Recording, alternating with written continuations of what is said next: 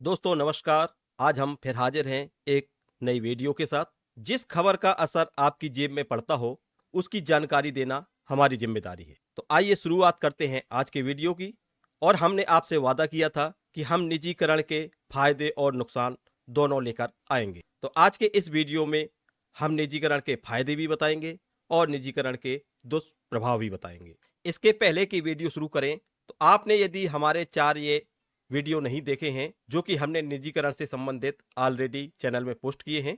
बिजली विभाग का निजीकरण आप पर कितना असर, अपनी जिम्मेदारियों से भागता उत्तर प्रदेश, सरकारी नौकरी के लिए लखनऊ चलो, निजीकरण के विरोध में शक्ति प्रदर्शन, अंधेरे में जाएगा प्रदेश। इसके साथ हमारा लास्ट वीडियो 27 दिसंबर का, जिसमें गोरखपुर में एक बिजली पंचायत का आयोजन किया गया था।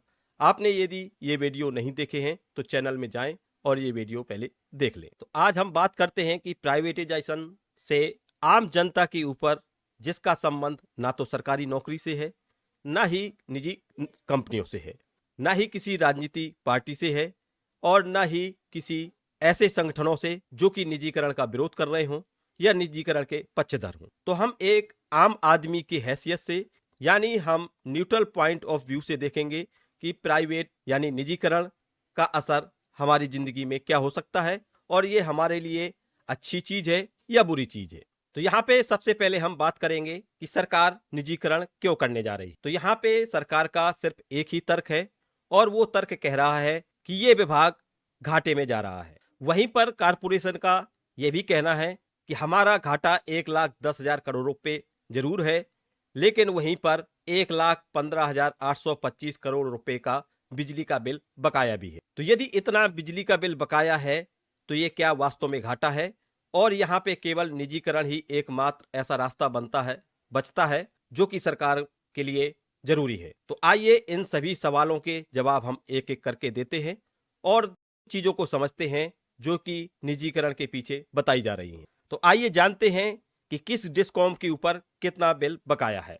तो इसमें दक्षिणांचल 24,947 करोड़, पूर्वांचल 40,962 करोड़, मध्यांचल में 30,031 करोड़, पश्चिमांचल में 16,017 करोड़, कैस्को में 3,866 करोड़। इन सभी बकायेदारों में जनता, इंडस्ट्री और सरकारी विभाग भी शामिल हैं जो कि बिजली का बिल समय से जमा नहीं कर रहे हैं। तो कुल मिला के समस्त डिस्कॉम में 1,15,825 करोड़ रुपए का बकाया है। तो यहां पर जब बात घाटे की ही शुरू हुई है तो हम आपको एक डेटा और समझाते हैं, आपके बीच में वो डेटा शेयर करते हैं।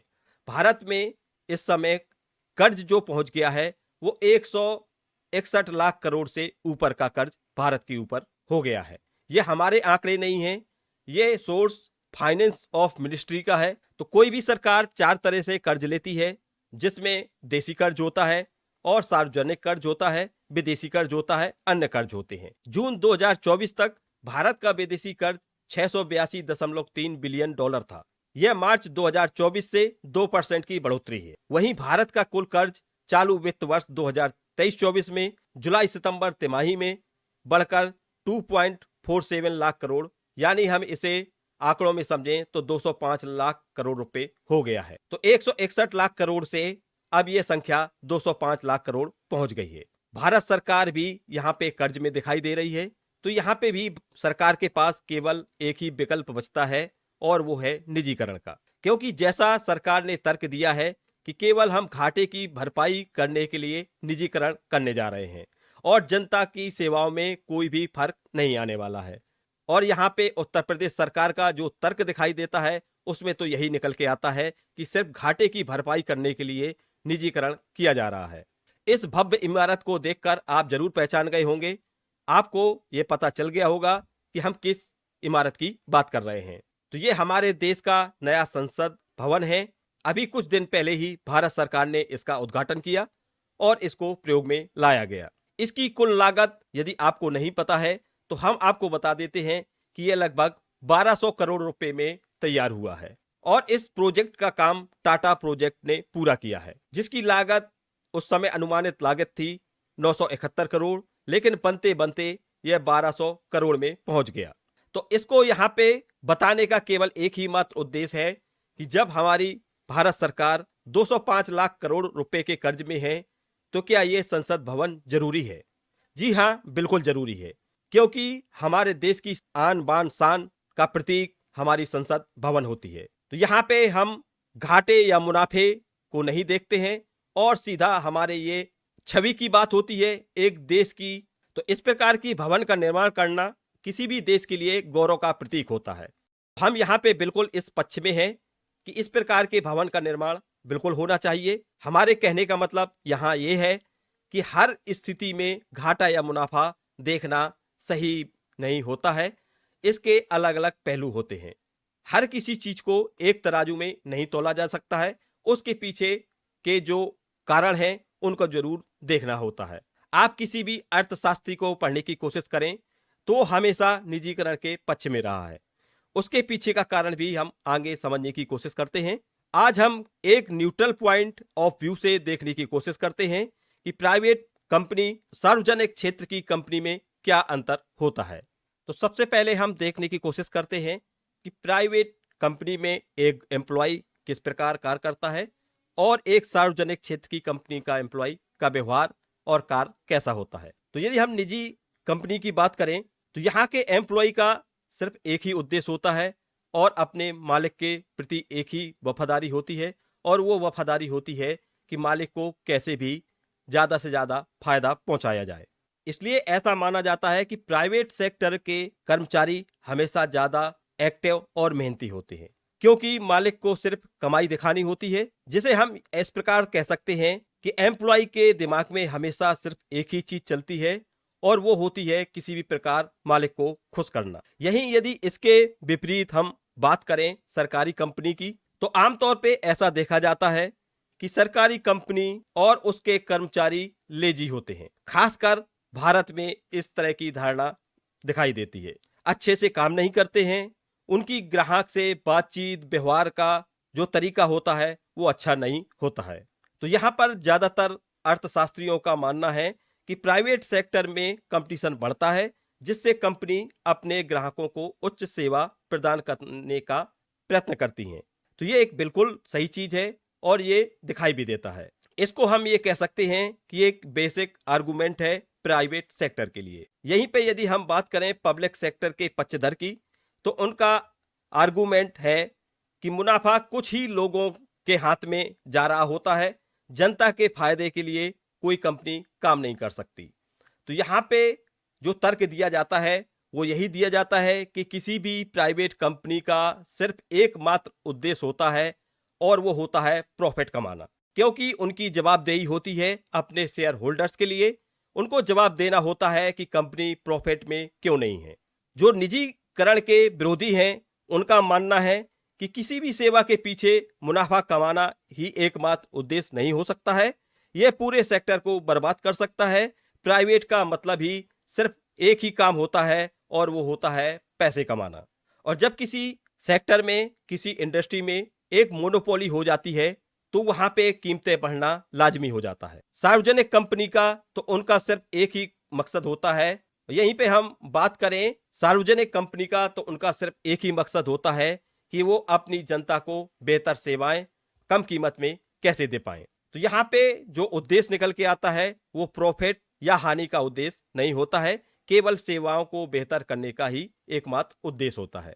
तो जैसा कि अर्थशास्त्रियों का तर्क है कि प्राइवेट सेक्टर में कंपटीशन बढ़ता है, जिससे कंपनी अपने ग्राहकों को उच्च सेवा प्रदान करने का प्रयत्न करती है। तो इसका सीधा उदाहरण हम आपके सामने रखते हैं और आपको बताने की कोशिश कर रहे हैं कि निजी कंपनी किस प्रकार से सिर्फ फायदे के लिए ही काम करती हैं। आपके सामने अडानी एम्पायर की एक तस्वीर है, जिसमें आप साफ देख पा रहे हैं कि 10 सालों में 42 गुना एम्पायर बढ़ गया। तो ऐसा बिजनेस जिसका सिर्फ एक ही उद्देश्य होता है और वो उद्देश्य होता है अपने बिजनेस को प्रॉफिट में लाना, यानी ज्यादा से ज्यादा प्रॉफिट हासिल करना ही एक निजी बिजनेसमैन का उद्देश्य होता है। ये देखने की बात होती है कि ऐसा बिजनेस जनता के लिए क्या लाभप्रद होगा जो कि 10 सालों में 42 गुना बढ़ जाए। इसका एक और उदाहरण आपके सामने रखने जा रहे हैं। ये आप एक तस्वीर देख रहे हैं जिसमें अमेरिका में शिक्षा प्रणाली को निजी हाथों में सौंपा गया था और वहां की शिक्षा प्रणाली इतनी महंगी हो गई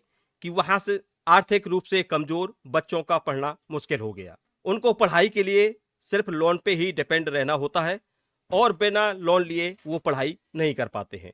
हमेशा से निजीकरण से पहले सरकार का यही तर्क होता है कि निजीकरण से प्रतिस्पर्धा बढ़ेगी और जनता को कम कीमत पे सेवाएं और सुविधाएं मिलेगी। इसका जीता जागता उदाहरण आपके सामने है। टेलीफोन इंडस्ट्री में बीएसएनएल के साथ क्या घटना घटी और आज निजी क्षेत्र की कंपनियां किस प्रकार से टेलीफोन सेक्टर में एक धन की उगाही कहें या एक बिजनेस को ग्रोथ कर रही हैं, वो आपके सामने है। और दूसरा उदाहरण है टोरंटो, पावर उसकी के क्या स्थिति कार्यालय है पर और किस प्रकार भाजपा से नेता गोविंद किस चार प्रकार के से नेतृत्व विभाग में को प्रदर्शन घाटा किया गया। पहुंचाया जा रहा प्रदर्शन है, में कई वो लोग आपके थे, साथ में सामने है। पीड़ित। अब हम आपको बताते हैं कि निजीकरण कब अच्छा होता है और कब करना चाहिए।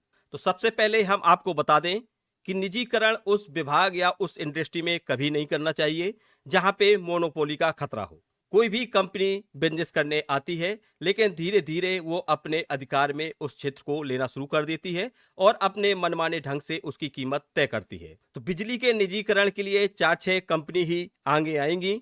सामान्य बिजनेसमैन की बस की बात नहीं होगी कि वो इस धंधे में उतरकर इस बिजनेस में कंपटीशन पैदा कर सके। तो यानी ये बिजनेस पहले से कर रहे कुछ बिजनेसमैन लोगों के पास ही जाना एकमात्र विकल्प होगा। इसके अलावा यहाँ पे कंपटीशन की संभावनाएं लगभग खत्म हो जाएंगी।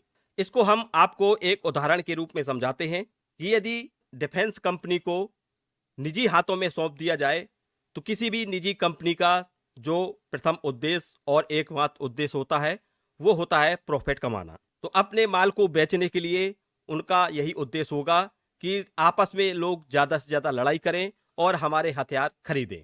ऐसा ही नहीं है कि केवल निजीकरण से एक दुष्प्रभाव ही यानी एक नुकसान ही होता है, निजीकरण से फायदे भी होते हैं। उन संपत्तियों को निजी घरानों को ना देकर उनसे पैरेलल में खड़ा करने के लिए कहें और उनसे बोलें कि आप अपना इंफ्रास्ट्रक्चर खुद खड़ा करें, खुद अपनी सेवाएं बनाएं और उन सेवाओं को लोगों तक पहुंचाने का काम करें।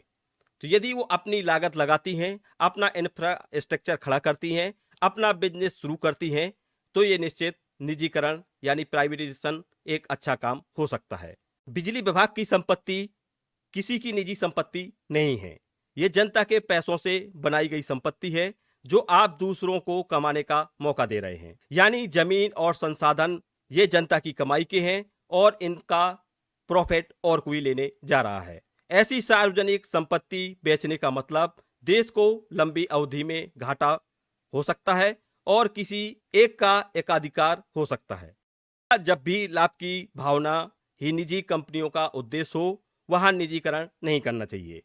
जो जनतांत्रिक अधिकार होते हैं जिसमें जनता का मूलभूत अधिकार है, जैसे स्वास्थ्य, शिक्षा, पानी और बिजली। और जैसा कि हम आपको पूर्व में कई वीडियो में बता चुके हैं कि आंकड़ों के अनुसार हमारी भारत सरकार इस समय 81 करोड़ की संख्या से ऊपर लोगों को फ्री में राशन देने का काम कर रही है। तो आप ये समझ सकते हैं कि जब 81 करोड़ लोगों को पेट भरने के लिए राशन नहीं है तो वो कैसे महंगी बिजली को अफोर्ड कर सकते हैं, तो वो कैसे उन सुविधाओं को हासिल कर पाएंगे जिसकी कीमत उन्हें चुकानी होगी। तो यहाँ पे सरकार का उद्देश्य लाभ या हानि को देखना नहीं होता है, यहाँ पे उद्देश्य होता है आप जनता की मूलभूत सुविधाओं को प्रदान करने का। तो आप हमारे इन सभी जानकारियों और डेटा से समझ ही गए होंगे कि निजीकरण और सार्वजनिक क्षेत्र में क्या अंतर होता है। यदि आप भी किसी प्रकार का सुझाव देना चाहते हैं तो कमेंट जरूर करें। आपको वीडियो कैसा लगा ये भी आप कमेंट करके जरूर बताएं और यदि आपको वीडियो पसंद आया तो ज्यादा से ज्यादा लोगों तक जरूर शेयर करें। साथ में चैनल को सब्सक्राइब करें ताकि इस प्रकार की जानकारी आपको समय से प्राप्त हो सके। मिलते हैं नेक्स्ट वीडियो में न्यू इन्फॉर्मेशन के साथ। तब तक के लिए बाय बाय, टेक केयर।